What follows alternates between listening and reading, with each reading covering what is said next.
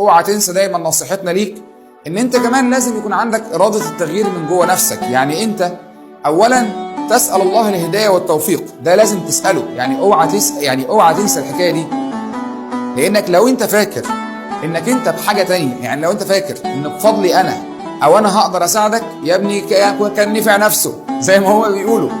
انا لا انفعك، انا ما اقدرش انفعك في حاجه. على فكره تخيل، لا دنيا ولا اخره، وانما ربنا سبحانه وتعالى ان اراد النفع ان هو يحصل من خلالي، فربنا سبحانه وتعالى هيهيئ النفع ده من خلالي ويوصل لك.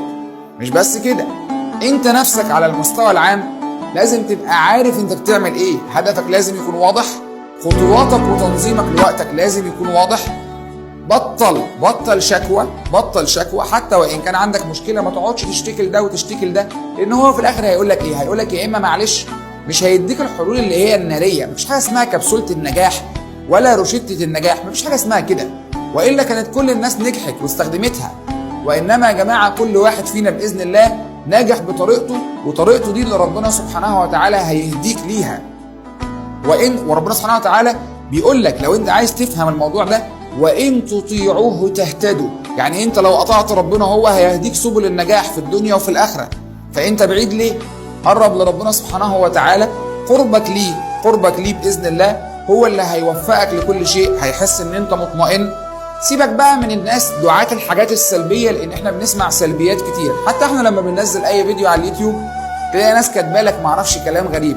اوعى الكلام ده ياثر في نفسيتك. انا عن نفسي يجي واحد يقول لك ايه، يكتب لي كلام، خلاص يا عم احذف الكومنت ده او رد عليه رد بليغ لو عايز ترد. اما انت في النهايه ركز على هدفك، اشتغل، اجتهد. اوعى تكون فاكر ان المجهود مجهود يوم، المجهود عايز مثابره يوم واثنين وثلاثه وعشرة. واوعى تيأس وتستعجل الحصاد، تبقى انت عايز زي ما قلت لك تزرع النهارده وتحصد بكره. ده ما بيحصلش ابدا. بتزرع النهارده وتستنى سنين عشان تحصد. وإن ما حصدتش في الدنيا هتحصد في الآخرة. وإن ما حصدتش انت هيحصد اللي بيجي من بعدك ويدعي لك على الزرعة الطيبة اللي انت زرعتها. اوعى تنسى، اجتهد واشتغل زي ما احنا قلنا لك، ولا تنسانا من صالح دعائك. شوفكم دايما على خير. السلام عليكم ورحمة الله.